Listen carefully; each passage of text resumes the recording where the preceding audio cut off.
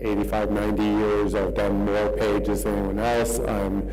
I haven't kept the exact count, but I'm over 25,000 pages so far, and most of that was for Marvel and DC Comics. So I jokingly tell my fans, if you want to know what characters I've drawn, try to come up with a character I haven't drawn, because that's a much smaller list than all of the ones I have drawn. I'm most known for doing Spider-Man and Batman. I've been on Spider-Man for most of the past 34 years, drawing every single Spider-Man title. I also had a long run in Batman, mostly Detective Comics, where we broke Batman's back. And during that time, that was about a 5 or 6 year period, I worked on every single Bat title there was. And it's been turned into a movie or a TV show. I've probably done a comic book version of it, including I've done quite a few major comic book adaptations of movies, and I did the first ever Spider-Man Batman crossover over 25 years ago, while I was simultaneously doing Spider-Man for Marvel and Batman for DC. So it made sense I got to work on the crossover. Do you guys have any questions for me? That's a brief rundown. I'm also a teacher on the side. One of the things, back in the olden days when I first started in comics, you usually broke into comics by working as an assistant in a studio or to another artist. And even though I went to art college, I also did two basically apprenticeships where I was getting paid to do background art for. First, I worked with a book cover artist who did science fiction book covers for like Robbie D. Heinlein, fantasy science fiction book covers. And when I first started working with him, I would paint the backgrounds and he would paint the figures. When I stopped working with him, I was painting the figures and he was painting the backgrounds, so I thought I learned enough from him. And then that was before I got into comics. I actually didn't think comics was a real job. So I went to art school thinking I was going to do book covers and album covers, which I did do a little bit of, but I wasn't really having fun with it. So luckily some of my college buddies got me into comics again, and it said, Scott, you really, really belong in comics, because I read them all the time, and I did draw them all the time. So I actually worked as an apprentice for a comic book inker for about 6 months, to learn the specifics about comic books that was different than general illustration. And then after I did that, I got a job for a small independent publisher that published black and white comic books. My first book that I did was called Death Hunt. I penciled and inked the entire project, and even though I did 2 full issues, it got canceled after the first issue. Then I got switched over to Outer Space Babes, which also lasted, I did 2 issues and only 1 got published. But that was my starting period, my practice, and I worked for them for about a year, a little over a year, doing a lot of covers, a lot of interiors, and then finally I brought that work to Marvel and DC at the same time. And luckily, I lived in New York City, where the publishers were. So I brought in my samples of my artwork. Both of the publishers, I saw them separately, but each of them said, okay, well, at this point, I decided I wanted to become an inker. Now, does anybody know what an inker actually is? Raise your hands if you know what an inker is. Okay, we got 1 person. Okay, so traditionally in comics, comics used to be, you didn't work in the comics industry unless you could produce a monthly comic book. So that meant 1 book had to come out every single month. It was usually about 22 pages of art plus a cover. And producing pencils, inks, and colors in 1 month is extremely difficult for 1 person. When I started out, I was penciling and inking a full book in a month, and it was published in black and white, so I was even doing gray tones, which adds even more work. So it was essentially almost penciling, inking, coloring in 30 days, a 22-page book plus a wraparound cover, which I found that was incredibly difficult to do. Basically, you have no days off, you're working 14-hour days, 7 days a week type of thing. So after several months of that, I decided, okay, this is burning me out a little bit too much. I can't really do all of it. So the way the comic book industry figured out how to deal with that system is we started making it an assembly line. You have one person do the pencils, a separate artist go in with the inks, do the finished rendering that becomes the black plate of the comic book, and then a third person does the coloring on top of those other two artists, and then you also have a fourth person who does the lettering, as well as we originated with the fifth person, the writer who comes up with the story. Now, it is possible for one person to do all of those things, especially with today's technology. It's much easier. But in the old days, it was much easier to break it up into different parts. And I decided to become an inker because when I first started, I was penciling and inking my own work. But I always loved line. I was actually inspired not just by comic book artists, I was inspired by Golden Age illustrators who did pen and ink artwork like Heinrich Clay, Joseph Clement Cole, Franklin Booth, Willie Pogany, a whole bunch of artists during like the late 1800s, early 1900s that did gorgeous brush and ink and pen and ink work that was just stunning, incredible detail. Still holds up to this day, it's gorgeous stuff. So that's kind of what inspired me to love line. I love black and white, I love line, even though I had started out as a painter.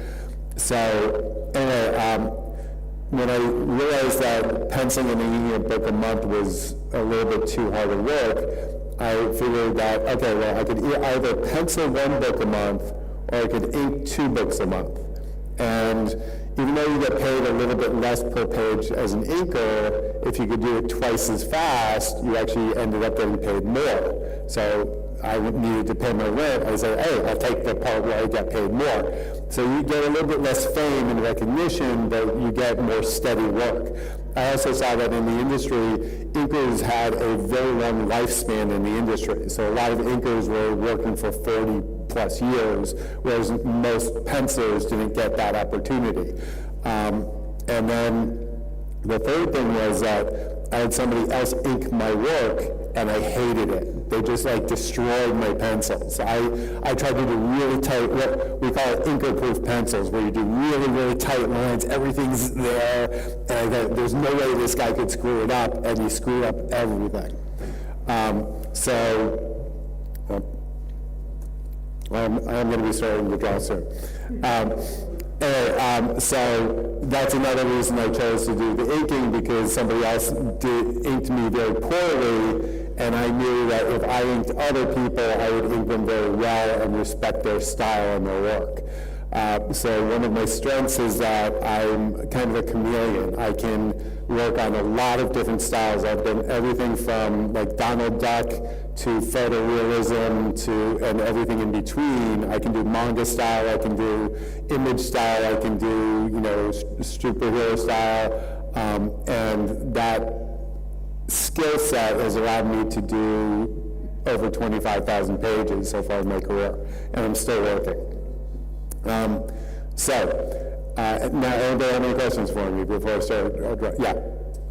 I have a question. Like you said, it used to be that every comic had a penciler, the inker. Yes. Nowadays, the new comics, usually only have one artist. Correct. And sometimes using digital tools as well.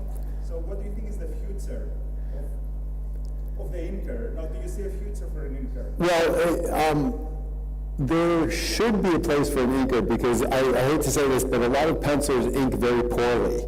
And they actually can harm their work. They make their work look not as good. They magnify their own flaws. A lot of times having a partner artist, a secondary person with a different point of view, enables you to work together to come up with a higher plane of art.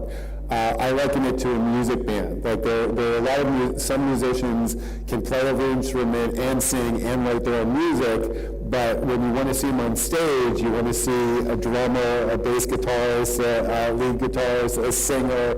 Not everybody do a piano player. All those people working together can frequently come up with better art than only one person individually. So personally, even though we think of art as very egocentric, like very personal, I love partnering with other artists. I think that we grow together that way. However, technology has made it easier for us to do everything by ourselves. So like it used to take years to master inking. But like I usually use a brush and a quill pen that you dip into an inkwell, like Harry Potter. But nowadays we have digital computers where you can erase a mistake or you can move things. And in my job, I had to basically make every line perfect. Like every line had to be precise and controlled, stopped and started exactly where I needed to. So for example, I don't know if you can see this, but so one of my practice things I do with my students is if you have a box, you have to start, actually I wouldn't need my glasses for this because I'm old now. But basically when you're inking, you want to make sure that the lines stop and start exactly at the other line. So if you go out of that line, if you go over it, it's very hard to make a correction. Nowadays on the computer, that's easy to correct. In the old days, you have to get that white out and go over it again. So when I make marks, I want to be able to know where those marks end, and I want to have the spacing between those lines be accurate. So another thing is getting the lines the right distance apart from each other. Or if you are going to change direction, you want to make sure the pattern becomes very clear. And you notice also I can do different line weights. So most of the time, this is what's called a brush pen, where I can go a thick line to a thin line very easily, just like I would normally do with a quill or a brush. But when I'm inking, I have to have very good control of making sure everything stops and starts where I want it to. Nowadays, because we have computers, people can do that much more easily, and it doesn't take sometimes years of skill.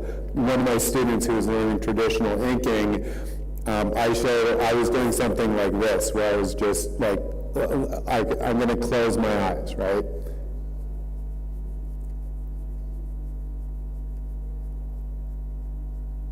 Okay, so I just did a bunch of lines with my eyes closed. And you notice that they're all pretty reasonably spaced. They're going from a dark to a light. Most of them are the same distance. I did that with my eyes closed because I've been doing this for decades. I have muscle memory. But my students were trying to do stuff like that. And one of my best students, who's now a professional comic book artist, he took I think 2 years of classes with me, and then a year after the final class, he called me up and said, "Scott, I can finally do those lines." He'd been practicing for 3 years to get to a point where he could do what I can do with my eyes closed. Because it takes practice, it takes muscle memory, and to develop the hand skills. It's one thing to learn it up here, it's another thing to learn it with your hands. I know most artists, you have grand ideas, but it takes a long time to execute those ideas. It takes a lot of practice. So anyway, but I love line work, I love inking specifically, and it is my specialty, even though I still now do penciling, inking, and coloring. And most of the time, I actually color, entirely traditionally. So I usually use acrylic painting. My favorite medium in color is watercolor. If you come to my table after the show, you can see a lot of my original art is at the table. And I even get most of my published covers that I do with ink and watercolor or sometimes acrylic. So a lot of people are very scared about AI taking over the art world, and I tell people one of the best ways to compete with AI is work traditionally. And another thing is that I mentioned I've done over 25,000 pages. That means I've had over 25,000 pages to sell to make an income. If I did 25,000 pages digitally, I would earn no extra income from those 25,000 pages. I would get my original page rate, and that's it. But most artists like myself actually earn a large portion of our income from selling original artwork. And I also liken it to, if you actually come to a show like this, you can come to my table and ask for a commission of a character for me to draw, and you can say, oh, could you draw Spider-Man? You don't want me to just type into a computer like an AI prompt for Spider-Man, print it out, and then say, oh, yeah, pay me $100, right, or €100. So you want to see the magic happen in front of you. You want to see the drawing happen. So speaking of which, throw out a couple of names of characters that you'd like me to draw. So anybody have any favorite characters? Superhero, preferably. I would say Hellboy if you would give Mouse as Hellboy I've done before, yes, absolutely. Anybody else?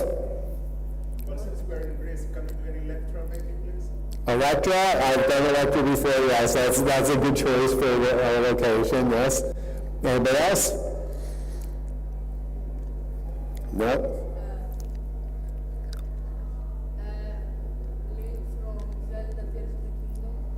I know Link, but not, that I'd rather do something more in my normal superhero style. He's a little bit different. He is fun to draw though. Okay, so I think I'll go for, because we're in Greece, I think I have to go for Electra.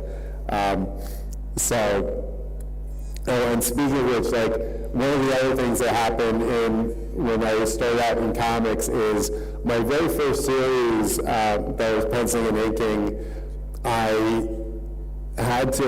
they gave me a cast of like 20 characters.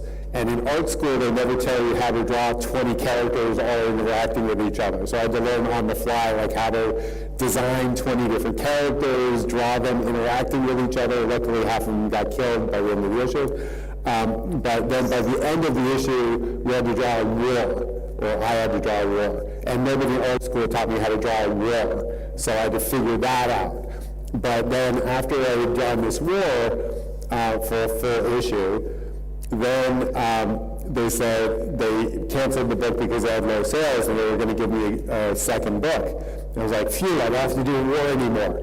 But at that time, I had two weaker areas in my art that generally I preferred, like fantasy and natural things like animals, people, trees, mountains. I can draw forever, but I wasn't quite as good at high-tech stuff.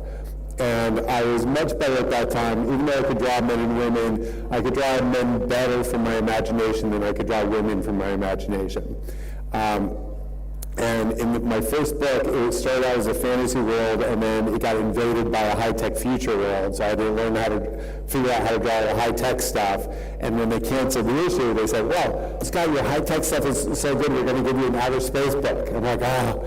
And then, not only that, but they gave me a book called Outer Space Babes, so it was nothing but women fighting aliens in outer space.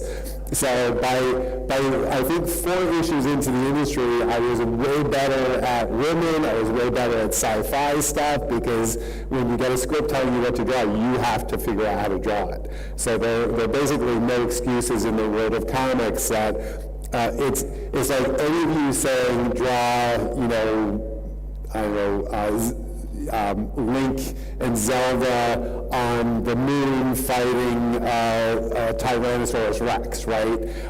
And I have to figure out how to draw that, even if I've never drawn any of those characters before. So that's one of the jobs of an illustrator, is to not just draw what's in my head, but to come up with what's in your head, the writer's head, and illustrate that, turn that into reality or whatever you can. So. And I have done, I worked on Daredevil quite a bit, and even I've done Elektra as Daredevil. Actually, that's the most recent time I've drawn her, where she's currently in the, or recently been in the Daredevil costume. But normally when I'm drawing, I just start off with very basic shapes.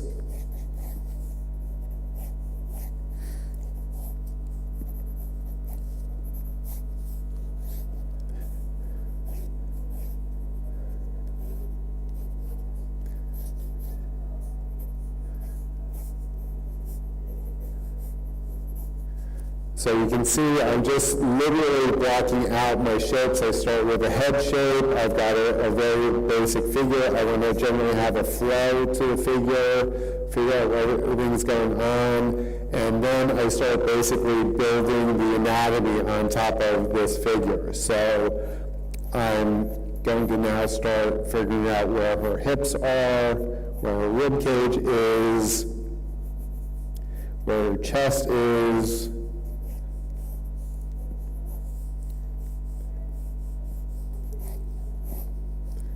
Costume elements.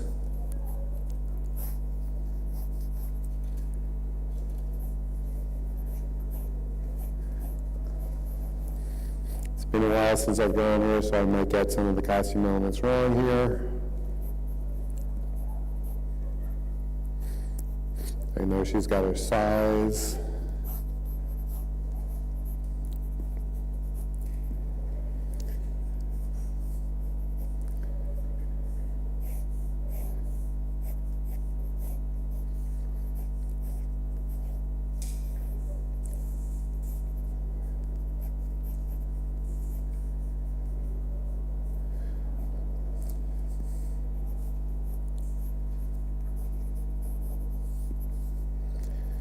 One of the tricky things when you're doing women is that we generally, excuse me, we generally want to keep the details a little bit simpler when we're dealing with the female form. We don't want to overdo it with too many shadows, too many muscles sometimes, unless you're drawing somebody like She-Hulk. And especially when you come to the faces, we generally want to have fewer lines. So we have to make sure faces get the point across without doing tons of expression lines like we can do, like on a man I can do scowl lines and frown lines on the forehead and crinkles around the eyes. Like if I make Wolverine look like he's 60, it still works, especially if he's yelling or screaming. But if a woman's screaming, we still have to kind of like delete a lot of the lines. We have to keep it simpler. But I still don't mind doing shading or lighting. And a lot of times we'll do the lighting with the nose, with the mouth. So something as simple as making the upper lip dark and the lower lip casting a shadow. And I could even cast a shadow under her chin.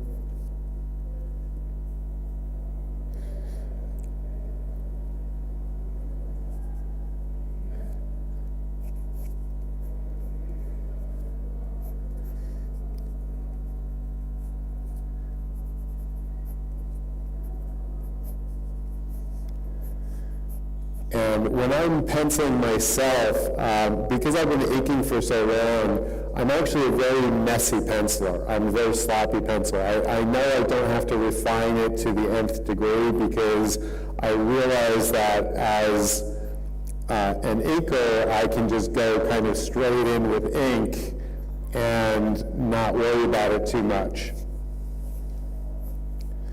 I can refine my form at the later stages.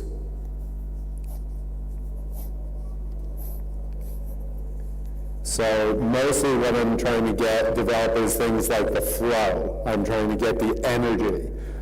So for instance, in something like this, and I do have an eraser in here somewhere too for when I make mistakes. I think I had an eraser.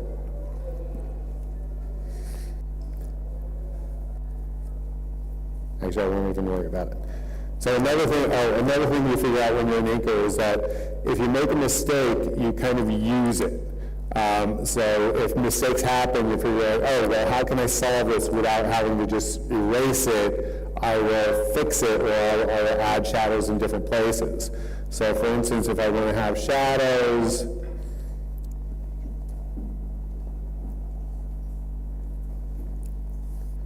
I'm literally using this really big fat marker.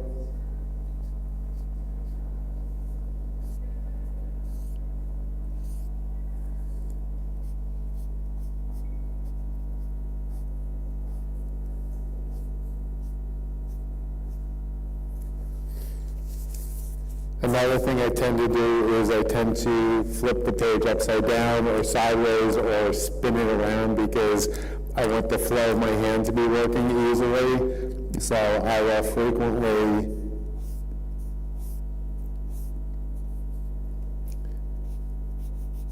just turn the page upside down if I need to.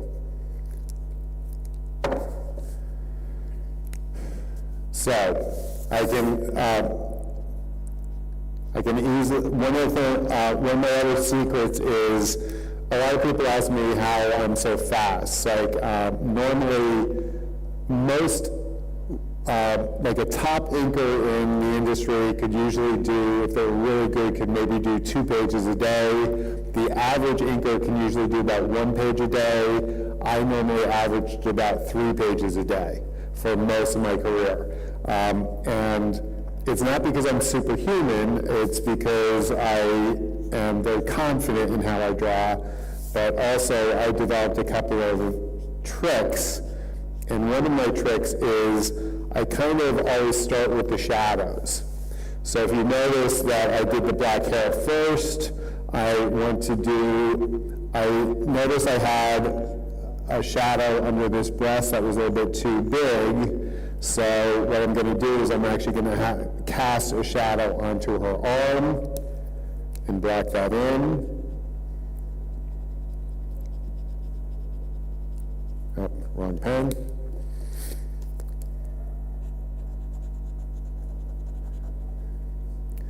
So a lot of times if you start figuring out where the shadows go, that gives you a tremendous amount of form. And I generally tell people that everything should cast a shadow onto another form, and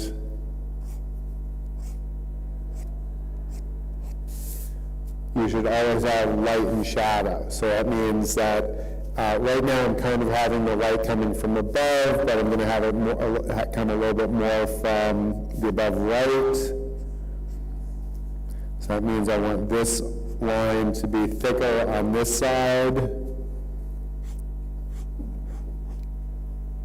and a little bit thinner on the other side.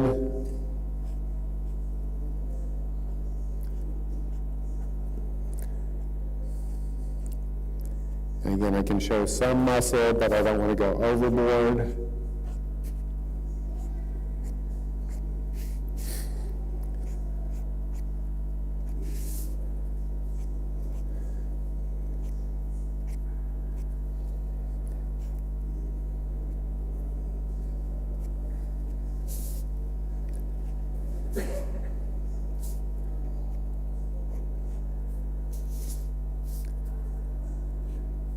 So you can see how quickly you can start coming together with a very cool image.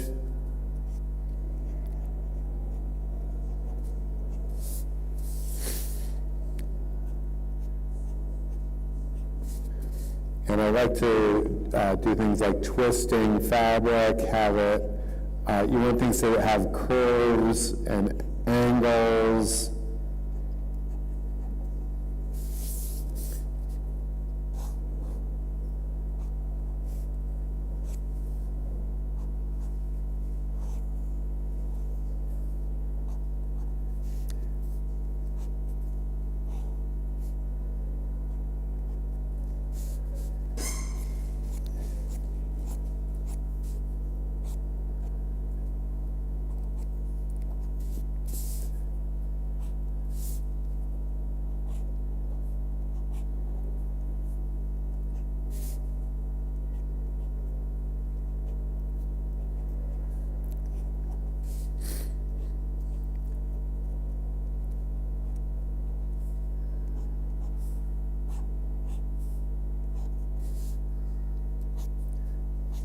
Not using a straight edge here, so you actually learn how to draw pretty straight lines pretty easily though.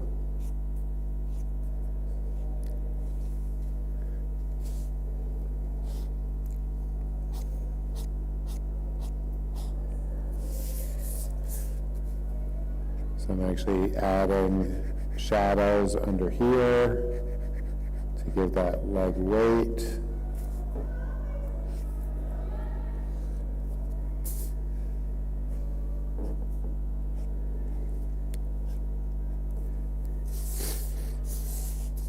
And weirdly enough, you notice I'm kind of saving the face for last. A lot of times people will start with the face. I have a tendency to actually do the face last, because at that point, I'm like, if I've done the whole page, I can't screw up the face. I'm not allowed to screw up the face because it's the very last thing. If you start with the face and screw it up, it's like, oh, I'll start over again. But if you leave it for last, it's like, oh, I better nail this because I have no choice.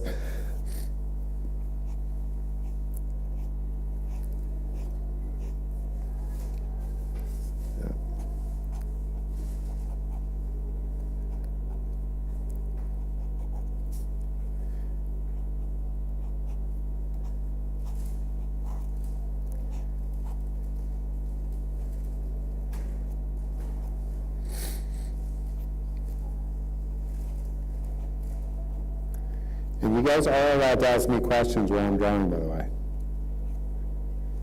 So anybody have any questions while I'm working? Yeah. As an inker, do you prefer simple or elaborate designs? Both. I actually, because I'm so prolific, I normally, like for most of my career, I was working generally with 3 different artists at the same time every month. And what I prefer to have is one loose penciler, one medium tight penciler, and one really tight penciler to keep my hand in every different style and technique. So I like all of them. Probably my favorite is when I get a loose pencil and I can really use more of my own skill set. But I have no problem, even when I get super detailed pencils, and I work with some really, really detailed pencils, like on Green Lantern Corps for 2 years, I worked with Fernando Passerin, who's, if the writer said he wanted 100 Green Lanterns in a panel, Fernando would pencil 100 different unique Green Lanterns in a panel that you could identify each one of them. And I'm like, man, I got to ink this. And then not only did I ink it, but I always wanted to add to it. So I wanted to make it even more distinct and stuff. So the reason I need glasses now is because of Fernando. Because he put so much tiny, and I look back at that was like 10 years ago, I look back at that and I was like, man, we were insane, how did we do this? But it was fun.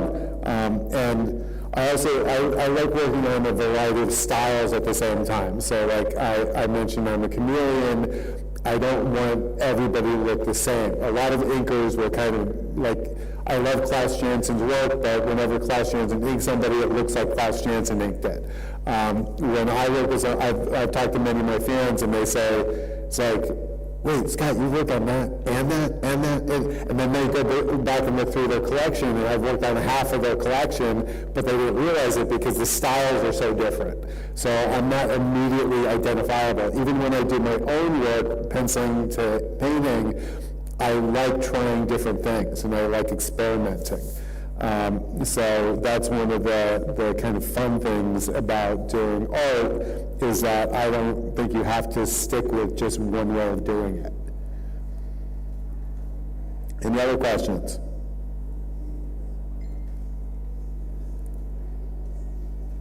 You guys are a quiet bunch here, I'm telling you. Scott, can I ask you about your thoughts on the future of what we know as the American superhero comic books? Because it seemed like there was a gap over the past few years. Now there seems to be probably meant to be a period of growth with the absolute universe. Yes. Amazing Spider-Man is doing well.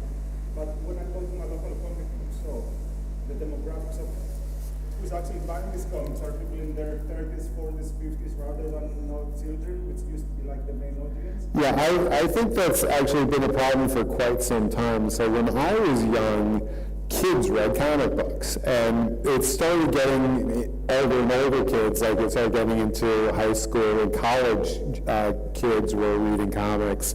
Now you're right, it's like those college kids grew up and they're still reading comics.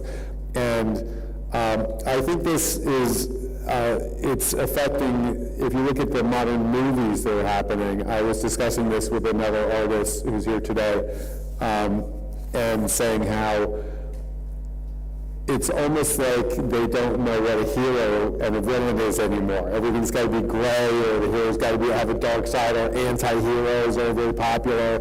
And that doesn't appeal as well to children. You know, children like kind of black and white. They like good guys versus bad guys, and oh, I want to go beat up the bad guy, that's okay. And we're kind of losing that, and comics used to have a lot of fun in them. And I think we've lost a lot of that as well. So what needs to happen is I've been doing this for 40 years, and at least every 10 years, there's a whole revamp of the system, and they have to try to reset it, and they do the new universe or the new 52 or whatever they call it. They reset and go back to keep things viable to the current time. But anything to create growth has to come from the next generation. We need new creators coming in with new ideas and new influences and to connect to other people. But it's tricky because I've killed off dozens of characters. Every single character that I've killed has come back because kids, when they were reading, were like, wow, I really liked Colossus. I don't want Colossus to be dead. When I start writing X-Men, I'm going to bring him back. So they bring him back, right? And that literally happened. So there's one of the great things about comics is even though they're old-timers like me that have been doing this forever, a lot of young people keep coming in and giving it fresh energy. And so I always think there's hope. But the toughest thing for me is that fewer people read now. And comics are very much of a launching pad to reading. So if you want to learn to read comics. It's almost proven that you'll go on to read other books and novels. So I know in the US at least, most of the libraries now carry comic books or graphic novels, which they never used to when I was young. And they're promoting them very heavily. I've done museum shows where we have it in museums. So I think it's going to be always an exciting, special thing, but it needs occasionally some new influences and new energy and new stars. Jim Lee has been the top of the business for 30 years. And at some point, we need somebody with a totally different style to come in and refresh that. But in my mind, I think the big companies like Marvel and DC are basically going to be outdone by creator-owned stuff. And if you go to Japan, almost all the books are creator-owned. It's started by one person in a studio does it, but it's all under the management of one person, one creator. And I think with self-publishing, with independent creators, that's going to be the future of comics. And that's where I think all the new stuff is going to come out. A lot of the old things like, Marvel, DC, I think are going to get kind of shoved to the side a little bit more. That's how I see it. And also, the creators, unfortunately, don't get, especially in the U.S., creators don't get very high pay. They get very abysmal pay most of the time. So you're not getting very much rewards for an incredible amount of work and skill.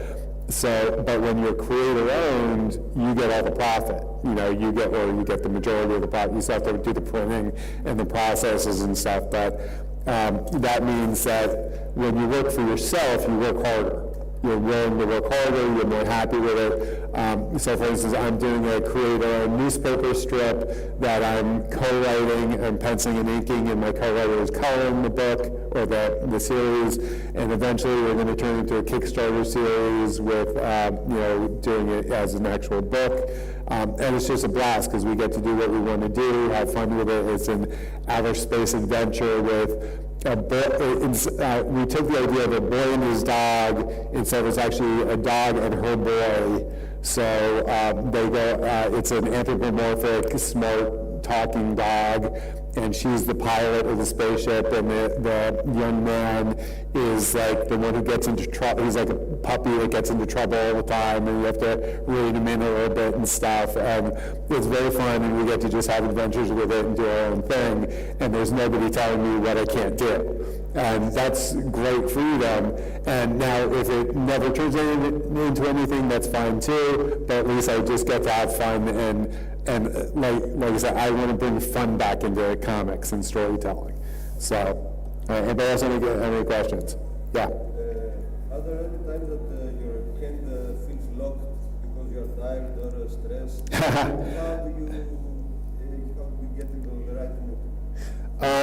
Well, I'm wired differently than most people, so I don't know if my method will work for this, but I'm extraordinarily deadline oriented. So if you give me a deadline, my brain just goes into hyperactive mode, and I will work 16-hour days and just nonstop working. I think the maximum I've done several times in a month, I've done 100 pages of artwork, which is, that's a very large number.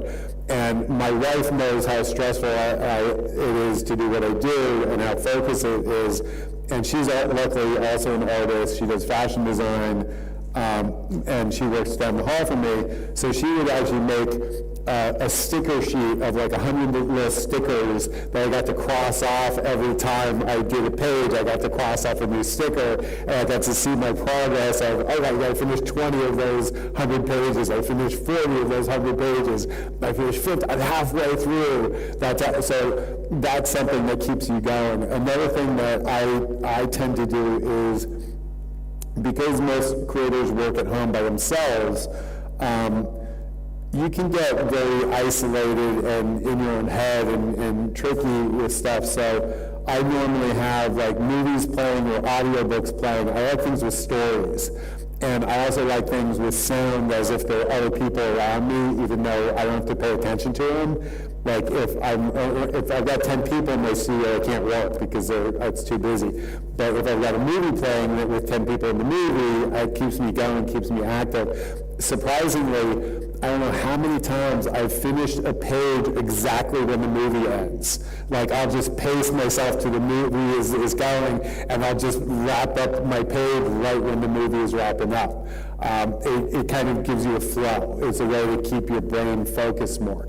But yeah, being focused for a long period of time is one of the hardest things to do, and writer's block or artist block is a real thing. The best thing to do when you have like artist block is, even if you can't do the work you're supposed to be doing, do something else, like just doodle, just scribble, just like splash paint around. Just like, I tell artists all the time that art should be fun. For me, it's been my profession for my whole adult life, but when I first started in comics, I said, well, I don't know if comics is a real job.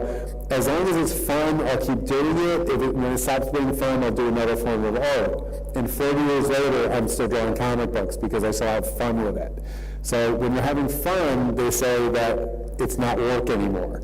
So that's one of the ways to get past is just say, let me play a little bit, let me do something different. Like, and that's why I like working with different artists on different characters and different styles, because I don't want to get bored with my work. I don't want to just I don't want it to be like a regular job where I do the same thing every day.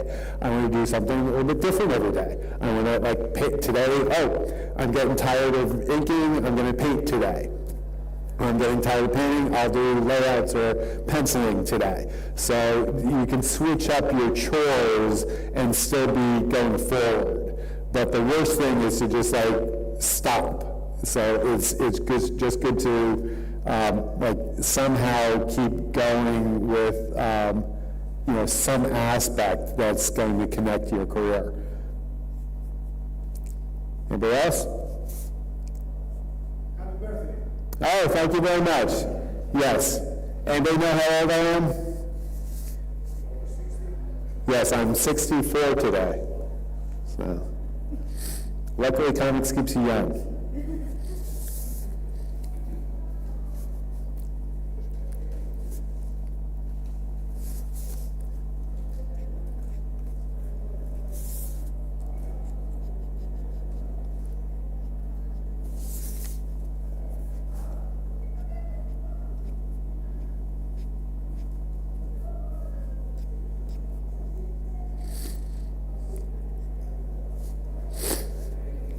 So now that I've got the basic forms in here, and this is not my usual rendering because I'm doing this pretty quickly, but I can start adding my finer details and textures, and you can also add background environments, but one of the things that I normally do is what's called feathering, where I'm doing these soft lines coming out of the black to develop the roundness of the form.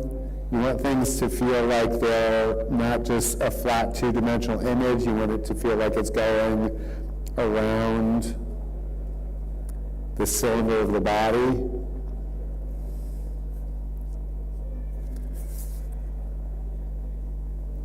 So feathering is one of the secrets, and surprisingly, I thought feathering was always pretty easy, to tell you the truth.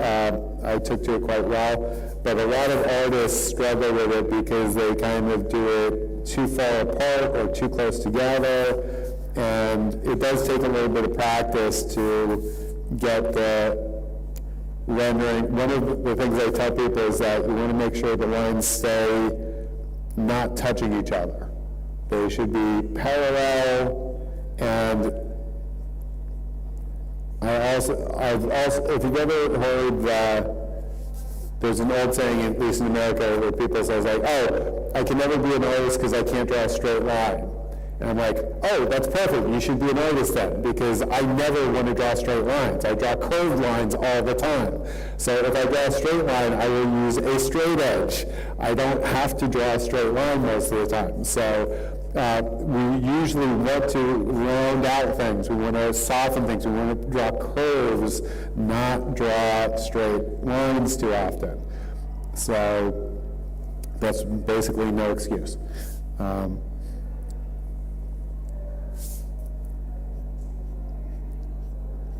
And then also, a lot of times we can also start doing things like rendering with tone.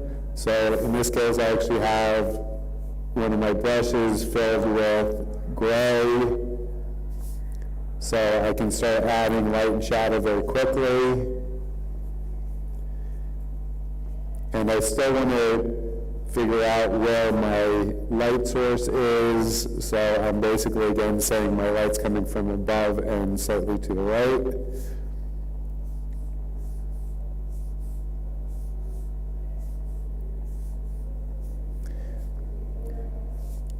And you notice how just like with inking, when you're starting to add these slight areas of shadow, things start being defined very quickly.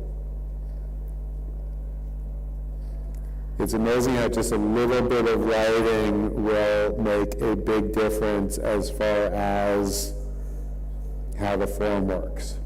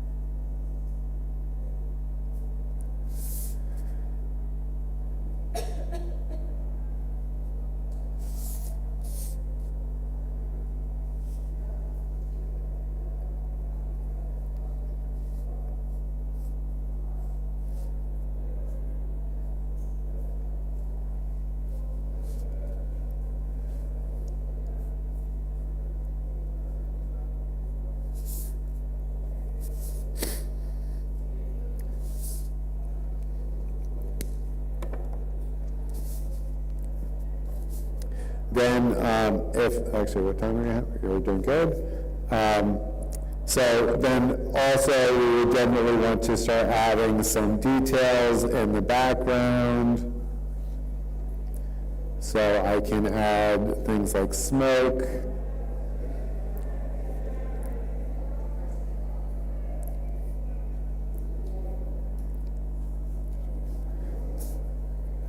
Usually we love doing things like adding debris and rubble.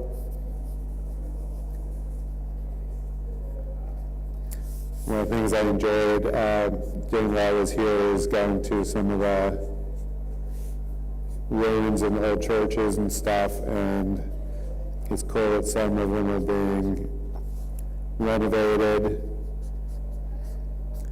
So weirdly enough, one of the things that comic book artists always study is what rubber looks like. It's like, how do you draw like messes? Because I don't know how many times I've destroyed buildings and had like, you know, towers fall on people, all that stuff.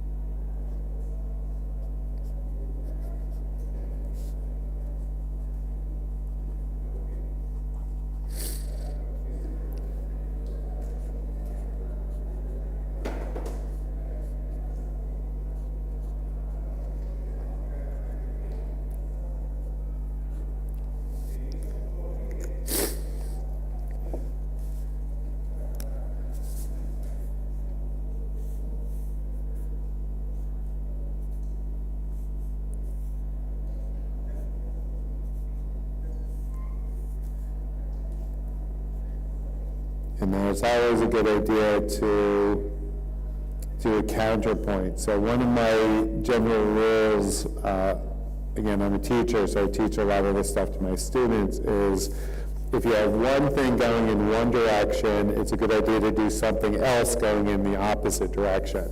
Usually I love doing diagonals. They're much more dynamic than straight up or down or parallel. So if you have those overlapping forms going in different directions, it creates a lot of dimension and drama to your story.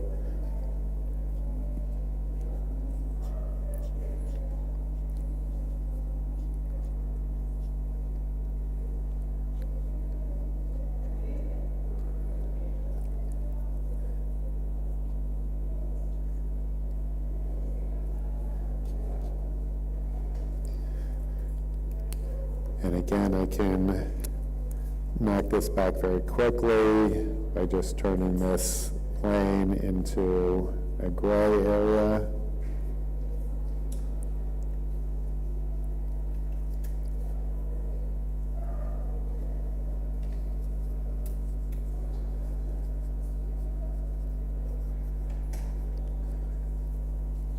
Okay, so that's out so far. So it's nothing fancy, but it's a basic rendering of what you can do when you're building your blocks. So anybody have any more questions for me? Are there any future plans or ideas for creating a new superhero with new superpowers? Well, right now I'm the creator-owned project I'm working on is an outer space adventure that the main characters don't really have any special powers. It's more like based on a Flash Gordon type thing or something like that, where it's human. Well, one's a dog, one's a human, but they're just having outer space adventures, dealing with aliens and robots and all that stuff. I think one of my favorite characters since I was a kid was Batman, who doesn't have any powers. And I think we're, to a large degree, powers can be an easy way out. I'd rather tell stories about people, and sometimes powers separate you too much from the people, whereas I think sometimes just having everybody more of an equal footing in how you deal with it is a little bit more interesting to me. But how many characters have the powers of Superman? It's probably dozens at the very least. And now the trick is to always come up with a new twist on it. It's like, how do I make it a little bit different? But I think in a lot of ways that's Brian Michael Bendis, who I worked with for a long time on Ultimate Spider-Man, he kind of saw the future that Marvel was starting to get into movies and TV and stuff. He said, I'm going to start writing a lot more street-level superheroes that aren't dealing with just cosmic entities and superpowers all the time. So you can actually have a lot more, a super martial artist or somebody who's got invulnerable skin but still looks like a normal guy. So the powers are actually weakened to deal with more human elements and not just deal with like gods or cosmic, like space travel and all that stuff. That's fun too, but it's nice to have people stories without necessarily having, major Superman powers. And as a writer, it's actually much harder to write a story where your character is super powerful. Either you have to come up with a villain that's way more powerful than your hero somehow, or you have to find a way to weaken your hero. And it's much easier if you start out with a hero that's already a little bit weaker, and how does he or she deal with the dilemma of fighting somebody that's naturally stronger, or an entity that's stronger. So as a writer, it's generally more difficult to write the super powerful characters. Like when I was growing up, there was a character called Spectre, who was basically had god powers. He was a living ghost, and he could do anything. And how do you defeat that? Well, half the time he lived as Jim Corrigan, I think it was, and he was a human. So as a human, he would always get trapped or kidnapped or like tied up, and then it's like, oh well, just as soon as the bad guys walk away, he turns into this ghost, and can turn he can move the planet. I think there's one comic book where he's bigger than the world. It's like when you tell that, it's like there's always an easy way out. That's why magic is like that too. It's like, oh yeah, let's just come up with a magic spell that solves all the problems, or super science. I like things where they're better stories if they're more connected to normal humans and stuff. But there's room for everything. So, anybody else? Yeah. How should normal storyboarding look like? I have trouble with storyboarding. So pages tend to look a little bit random and don't connect with each other. So any tips for storyboarding and Well, storyboarding, normally we do, this is the typical size of a published piece of art that I do. Sometimes I can work bigger, but this is generally what I work on. Generally, when we do storyboards a very small portion of that. So a whole storyboard for a page might only be this size. And then we break down what the panel layout is the first thing that you figure out, what your panels are. Generally, we like doing a tiered system where you're reading from left to right, across top to bottom. I always tell people that, like I said, left to right, top to bottom. And as long as you keep clear. Now, the other thing is, you generally want to have, there are basically three major camera distances we have. We have close-ups, we have medium shots, we have long shots. Don't do a whole page of close-ups. Don't do a whole page of long shots. Make sure they vary. You bounce back and forth between them. I actually do a whole class on Wally Wood's 22 panels that always work. I highly recommend looking into that. My class goes much further in depth to it than you just see in the panels, but that's a good launching pad. The underlining for Wally Wood's 22 panels that always work is what you do when a writer gives you a boring sequence of two people talking and nothing to do, so how do you make it visually creative and exciting for the viewer? So you do long shots sometimes, you do framing techniques, you do mirror techniques, you do lighting techniques, you do a lot of different things to keep it visually exciting and not just repetitive. Repetition is the death of creativity. So even if a writer tells me they want the same repeat panel, I will re-ink the panel so it looks like it changed at least a couple seconds of change. There's like a flip of hair is different, so it's not exactly the same as the previous panel.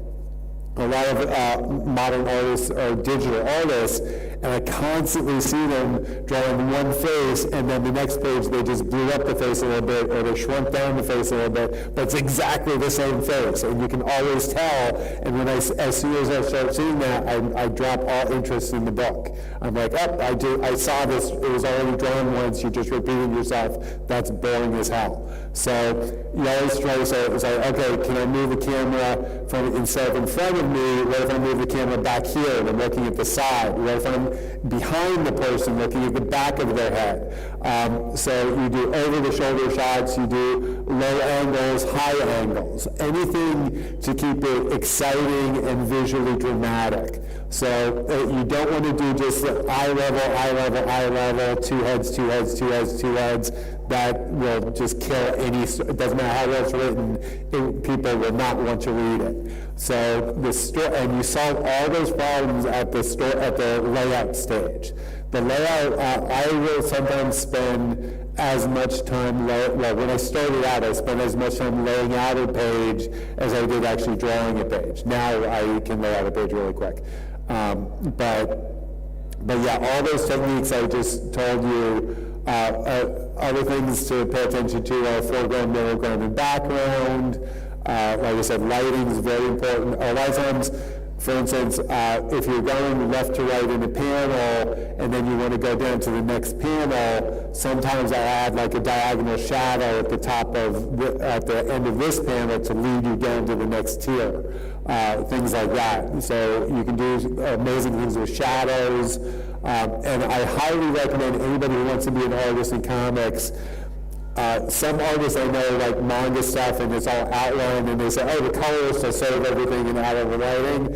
I highly recommend use shadows, use blacks. Blacks are very helpful to give power to your page, they give weight to your page, they give focus to elements that you want to focus on, and they can direct your eye tremendously, light and shadow. So that's about it. Anybody else? We're about wrapped up. Any more questions?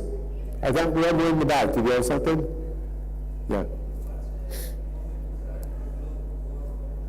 I can't hear you.